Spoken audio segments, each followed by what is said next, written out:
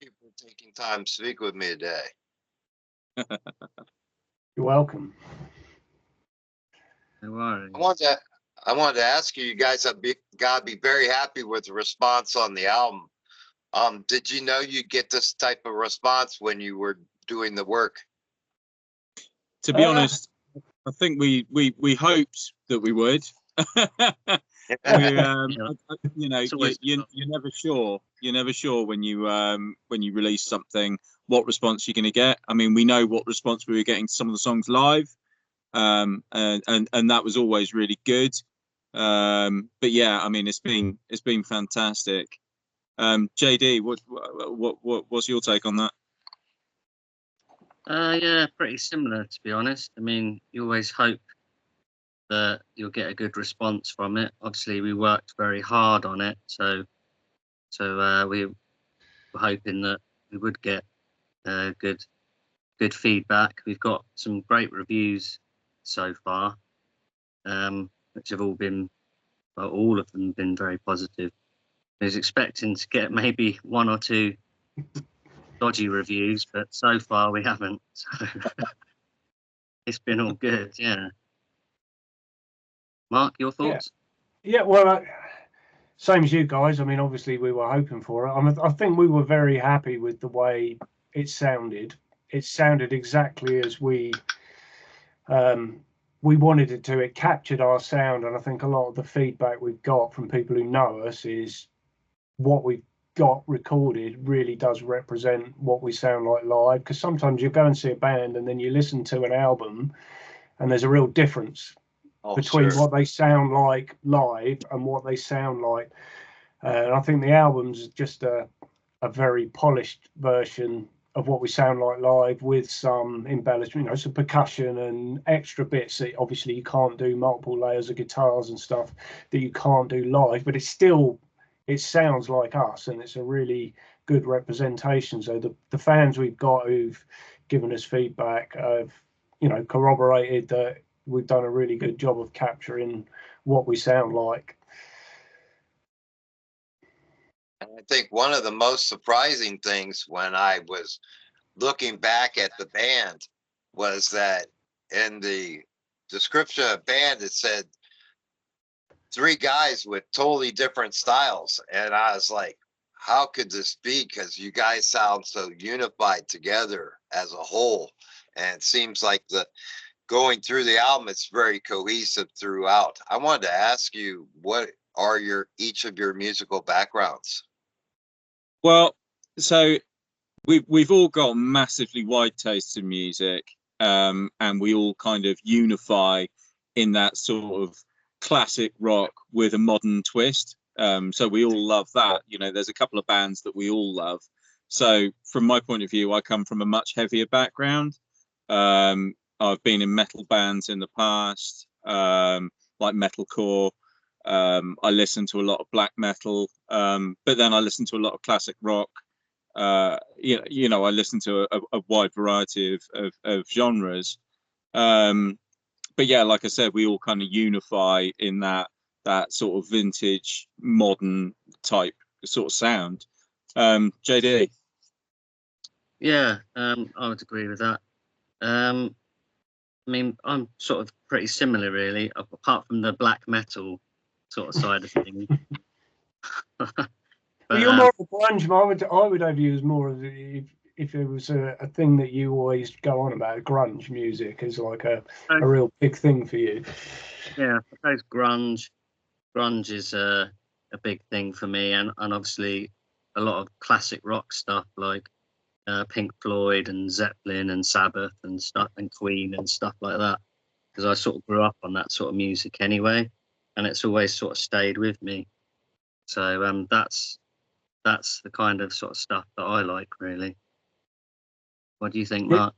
Yeah, well, I guess again we have common ground there. You know, I the 90s was a big deal for me, but I was more in the guessing the sort of new metal camp, so the Limp Bizkits and that kind of music, Linkin Park, Rage Against the Machine.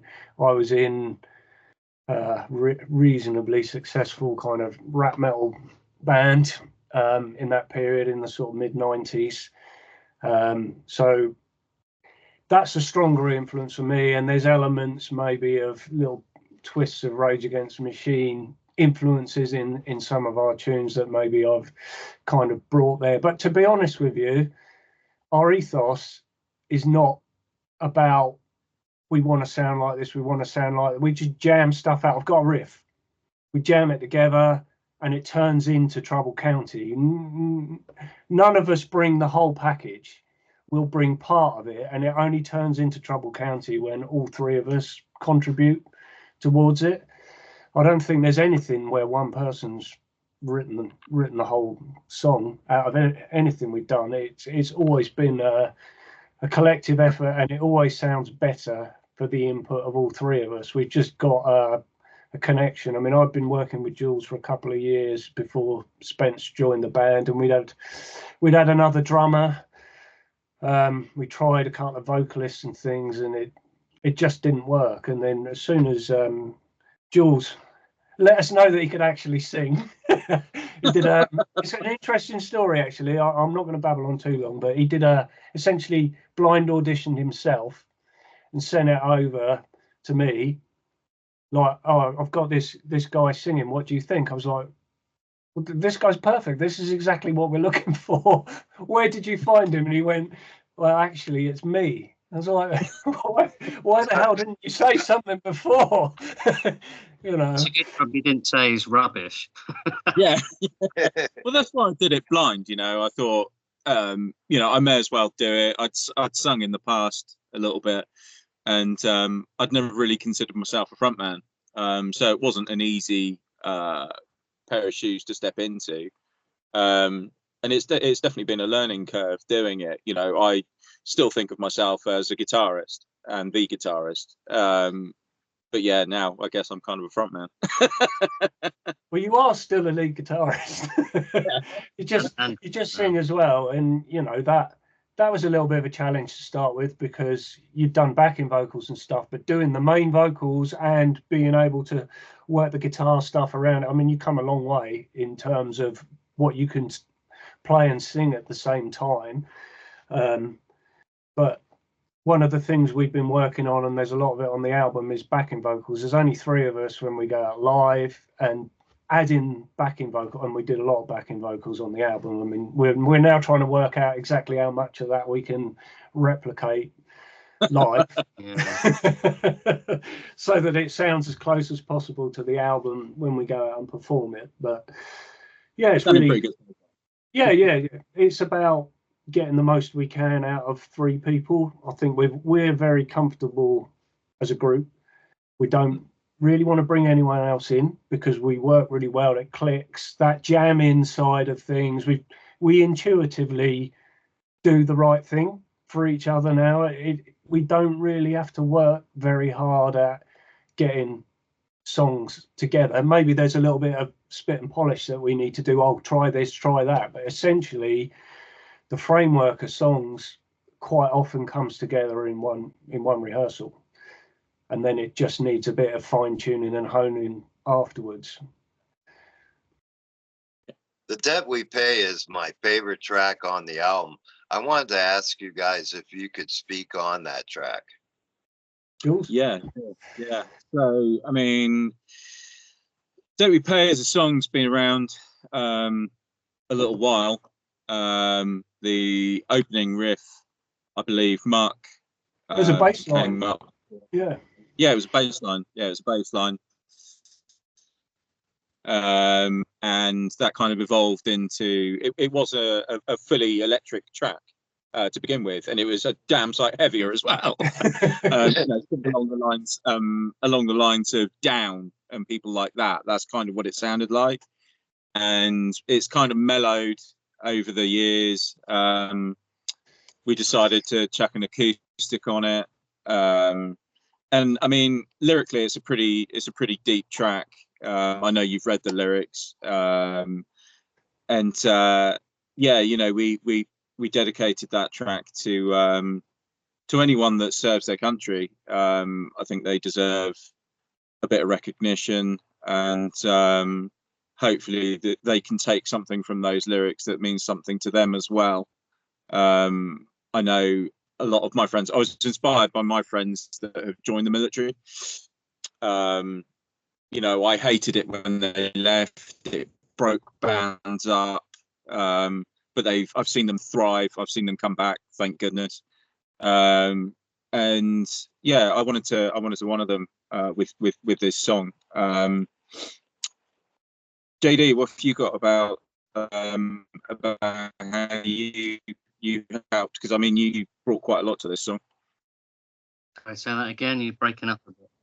You brought quite a lot to the song. What are your thoughts about it? It's obviously changed since you joined the band. Yeah, I mean, rhythmically, it's sort of it ebbs and flows and changes quite frequently, and I guess that's what we sort of worked on and decided we were going to do with the track.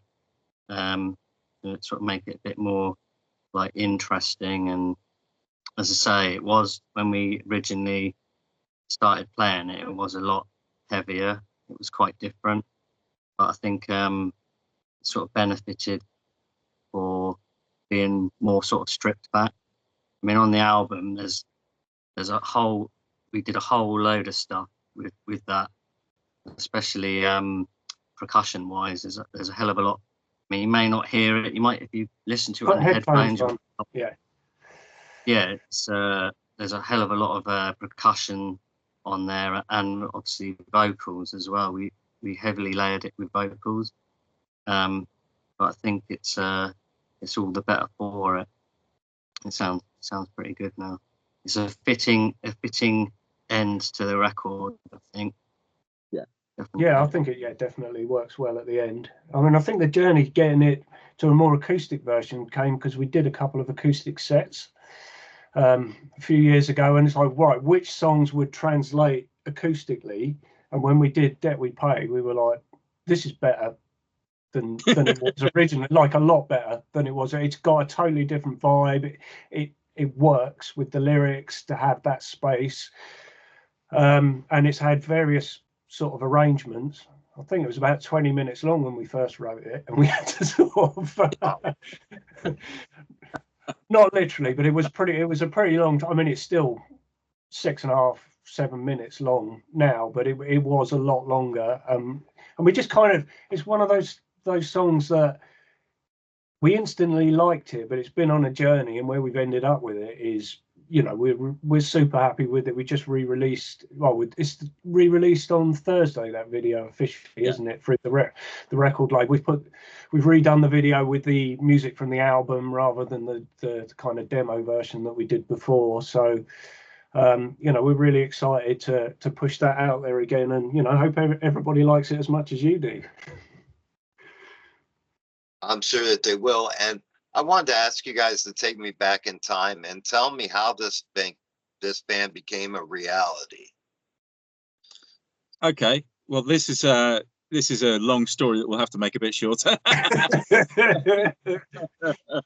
So I was contacted by an old friend of mine, Colin Lewis, who was a drummer. I'd been in a metal band with him many years ago, and he contacted me out of the blue and just said, look, are you available to play, to have a jam? And we got together and we had a jam, and it was really awkward. You know, both of us thinking that the other one wanted to play metal, so we were both kind of playing really bad metal, and then we both kind of talked a bit and realized that neither of us wanted to do metal. And in that first jam, we actually started to write the song Wasted, the first song on the album. And we were like, right, okay, we need a bass player. I knew Mark from many years ago. I mean, I knew Mark when I was, you know, knee high to a grasshopper. Yeah, you know, Jules' brother's one of my best mates, and what actually happened was Tim called me up and said, do you know any bass players, because my brother's putting a band together, And at the time, I wasn't doing so much myself. I originally started as a bass player. I actually played in the rap metal band. I was the guitarist for 15 years or something. I was like, oh, do you know what? I loved playing bass. I'll come along and have a jam. Jules popped over, gave me a couple of notes on, what do you have, about 2 or 3 ideas for tracks? And he just sort of told me what the chords were and everything. I went away and spent a weekend. I think I was up at my ex-brother-in-law's house or something. I took my bass with me, ignored everybody all weekend, and sort of had to work on these ideas, and turned up at the rehearsal, and it just clicked. Right. And since then, I mean, Jules and I have been thick as thieves together musically. It's just worked between us, although we've got different influences. When we kind of had a vision of how we wanted to sound. I think with the original drummer, who was an absolute monster, we were too heavy. You had a dual rec amp, Jules, and Gibson guitar, and it was like we had an idea that we wanted to sound bluesy and rock, and we still sounded a bit too metal. It sounded like we worked on that. Yeah. Well, you went and you bought some different gear. You bought another guitar, and all of a sudden we started to tone down, and it sounded so much better for it, and came together that way. But originally it was just music. We didn't have a vocalist, and then we trialed a couple. Well, it was pretty much a disaster trying to find a vocalist. Hence the other part of the story, which we already shared, which was that Jules auditioned himself, and it was like, right, now we've got a band and we can start writing songs and getting things together. And the drummer left. yeah, the drummer left, but actually I think he needed to for us to get to where we are now. And what we got was Spence. Spence isn't just a drummer, he's a musician. So he's interested in the final product. He's not, although we might have to rein in the feels sometimes with him, he listens to the music. He has a lot of input in the arrangements and ideas for what we should be doing musically with the song. So you haven't got a guitarist, bassist, and a drummer who just plays drums. You've actually got 3 guys who are involved in the songwriting process. I mean, he loves Led Zeppelin, and that style of drumming definitely comes across on the album, and it's perfect for the music we're doing. It's perfect for the kind of sound that we wanted. I mean, the drums on that album, that's all real drums. There's no samples, there's no digital editing. It's all real drum takes, and I think it makes us stand out from a lot of the music that's out there at the moment. That it sounds real. It doesn't sound overproduced. I mean, there've been a couple of comments in the reviews about it kind of sounding raw and powerful, and it's like that's what we wanted. We wanted it to sound real. Sure, and I think that's something that's missing in music today. Absolutely, couldn't agree more. I mean, I stick on CDs like 90s in particular was an era of music for me where you put on bands from those. Yeah, you have to turn the stereo up because it's not over compressed like modern. But when you turn it up, the depth in that sound and the light of shade and the expression that comes out is phenomenal. It's way better than the modern music. I mean, I have a lot of trouble, honestly, listening for long periods to a lot of modern music. I just find it too intense for my old fuddled mind. If yours is old and fuddled, I'd hate to see what mine is at this point. Yeah. Well, I'm 55. I don't know how old you are. I'm 59. Right, so we're not too far apart. No. We got the same haircut. Yes, absolutely. I wanted to ask you, what's the next step for the band? What can we look forward to next? Okay, so I mean, now we're obviously heavily promoting the album. We want to get out and start playing the album live. A series of gigs, maybe a little tour. Unfortunately, at the moment, it is just going to be UK based, which is a shame. But we've got to build from something. And yeah, you know, looking forward to getting out there, meeting people, and playing the album for them. JD? Yeah, pretty similar, really.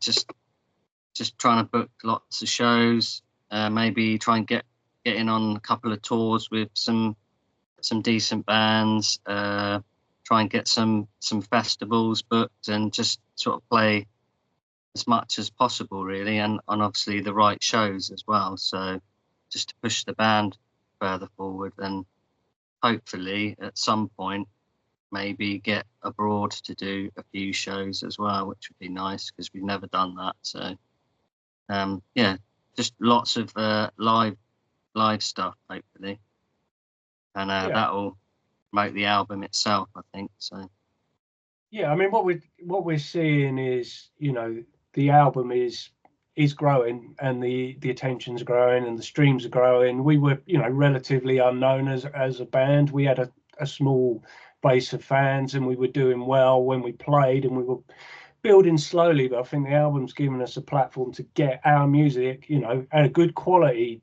version of our music out there, and it's really getting, you know, genuinely unbelievable responses, way better than we expected.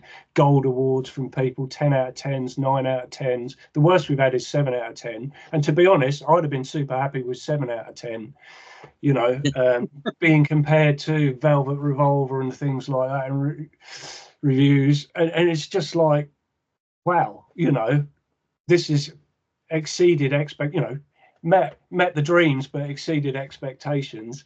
I think for me, I totally agree with these guys. I want to get out there, be doing shows, performing that, but I also want to be working on the next round of Trouble County songs. We've got a lot of ideas and things which we haven't had the time to work on.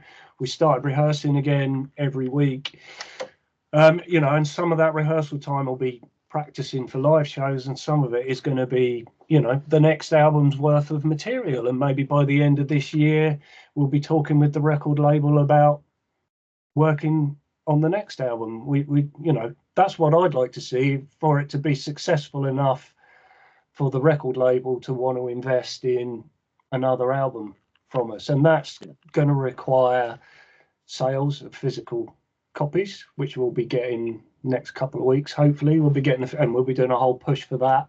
And, you know, if we can start generating a little bit of, you know, we're not going to be millionaires. We know that the music industry doesn't work like that anymore. But if we can sell, I can't remember what it was, 1,000 CDs, I think the initial run. If we sell those 1,000 CDs, we've more than got our money back. The record label's more than got their money back. We can then be thinking about, you know, do we want to, they're super happy with what we've done. They're really happy with the quality of the music we've produced, the ideas for the lyric video they did. So the track Got a Try as a lyric video. We storyboarded all that and got all the images together. And I mean, the guy they used did a fantastic job of that. And we've had some really good reactions to that. And we're getting reactions to reworked videos that we'd already done previously, like Debt We Pay. You know, we've just brought it up to date with the music, and we've got plans to do 1 or 2 more videos. Maybe the other thing we were talking about is doing a cover version of something,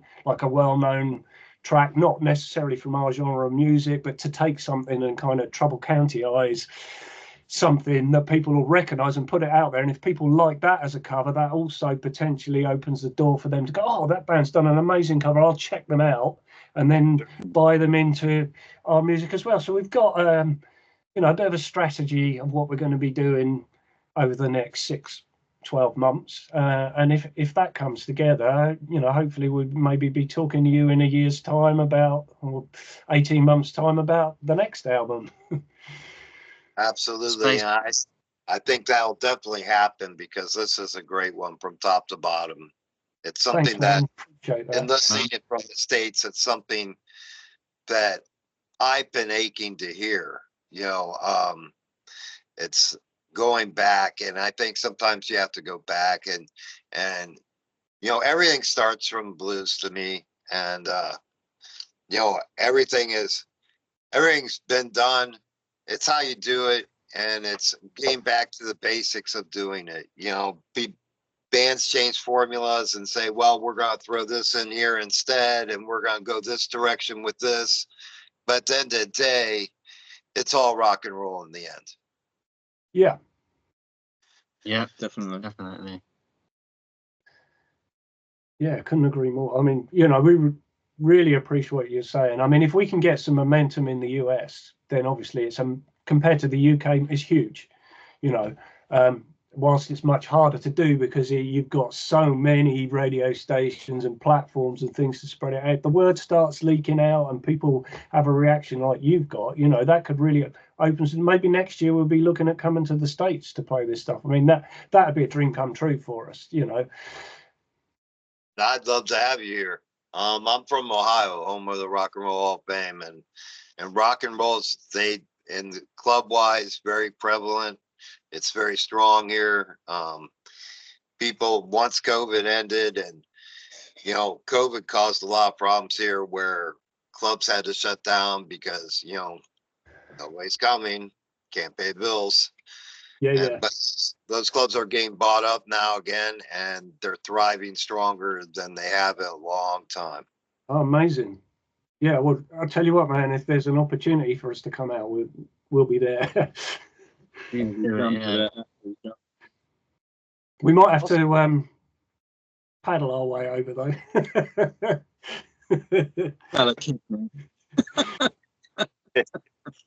I wanted to ask you guys about the album artwork and the artist that was involved in it. Yeah, maybe I can talk about this because the artist is my best mate. Emigrated to America, so he lives in Virginia, Newport News area. It's his son. He's a graphic artist. He has done work for Biffy Clyro and some other, you know, well-established artists. We had actually tried a couple of other artists with ideas, and we had something that looked pretty cool, but it didn't represent our music, and we put it to the label. They were like, no, that's not going to work. It's really cool, but you're not a doom metal band, so that's not going to work for you. So we came up with the idea. Well, what we did is we used AI and we typed a load of keywords. So we all went away and we did 10 cover ideas just based on using AI or pulling out an example of an album cover that we liked. We put them together, we shortlisted, so everybody got to vote for their favorites, and we shortlisted it, and it came down to, was there a final 5, I think, that we sent to the label? So these are the ideas we've got. We like all of these. Which one do you like the most? And the one he liked the most was then the platform to do something, and we linked it in with this. We didn't have an album title necessarily. We had 2 or 3 that we were and ahhing about, and this thing with Blacken the Sky, it's got this lyric about bring the locust and hail and fire and stuff in there. And it's like, I just did a mock-up I just got a clip art locust image and plonked it on the top of this AI drawing and did a bit of hail and fire on it and stuff, just really rough. And it was like, this is going to work, but we need someone to translate that into it. And I got in touch with Sam, my mate's son, and said, look, we got this, you know, how much are you going to charge? What's the time frame and everything? Can we work with you? And he was really totally into it from the word go, really excited. It took a little while to get it right. His first attempt, we were like, I'm not sure this is going to work. And we had a bit of backwards and forwards and explained exactly what we want. And what we ended up with is, I mean, I think it's phenomenal. I really do. And I think it really stands out compared to what a lot of other people are doing. It's got that kind of B-movie, old school. But I'm going to shut up and let someone else talk now. Definitely, something that people don't realise is that's hand drawn. That is a hand drawn piece of art. Yeah. And I think that's what gives me the feel of us older gentlemen will remember the days of old poster arts for gigs that they put outside a venue, and it reminds me of that old school style. Exactly. I mean, that's what we wanted. You know, we we've got an old school vibe. We think we've managed to make it modern at the same time, but we really, you know, people like yourself can just see the album cover and it's like clicks with you, and then you put the music on and it's like, yes, this is the kind of stuff I'm looking for. Nobody else is really doing what we're doing at the moment, and I think if people latch onto that, there's potentially a big opportunity for us moving forward. And speaking of the album, what is the best way to get a physical copy of the album and any merchandise that you have? Okay, so we have launched a pre-sale on our Bandcamp. So Bandcamp/Trouble County. We've got various amazing bits of merch as bundles with the album on there. So we've got 3 different tiers. The first one, an album and a shirt. The second one, I think the second one included. So we brought out a coffee. We've brought out a Blacken The Sky coffee to commemorate the album. So we've really gone all in. Yeah, so there's 3 different levels of merch as a pre-sale, available now on Bandcamp, and physical copies we should have in the next couple of weeks. That's excellent. And lastly, send us your address and we'll mail you one over. Yeah. I appreciate that, my friends. Lastly, I wanted to ask you guys, if you could give a message to your fans, what would that message be? At the Peace, moment, love, and thank you. Thank you for staying with us. You know, this album's taken us a hot minute to get done, and you know, we are so grateful that people have stuck around, and we're so grateful for the response that it's getting at the moment. I really hope it continues. JD? Yeah, I'd say the same. Just really appreciate the fact that they've stuck with us, because obviously the album, it took a bit longer to make than we anticipated, but hopefully it's sort of worth the wait, and people will get on board with it and appreciate it, and hopefully buy lots of physical copies. Yeah, I mean that's the trick these days. You know, you only make money from physical copies and merchandise. So thank you to everybody who's streaming and listening and support us already. But please, if you've got a CD player, or even if you haven't and you want to support us, buy a CD, buy a T-shirt, because you know, rock and roll don't come for free, and we're funding this ourselves. You know, we've personally paid to be where we are. The record company contributed a bit towards the CD production and promotion, but we've funded all the recording, mixing, and production of the album. And you know, it would be nice to get some money in our pockets to put towards the next album. We're not trying to be millionaires and buy swimming pools and stuff. We want to have enough money that we can record the next album without having to dig so deep as we did this time. Take a moment to thank each of you for, 1, taking time to speak with me, and 2, for creating an album that I thoroughly enjoyed from top to bottom. This album is just fantastic. It's hard for me to pick a track to speak about on the album, because absolutely I love every song on it. You guys have done a great job. Oh, and that's Appreciate I it. look forward to what lies ahead, my friends. Oh, So do we. Oh, thank you so much. We appreciate your support so much. You know, It is. It really tell means the world everyone to us. Yeah. No, it's been lovely to chat with you. Thank you so much. Yeah, cheers, Thank mate. And you guys have a great rest of your afternoon, my friends. Thank you, and you too. You too, Cheers. mate. Take care.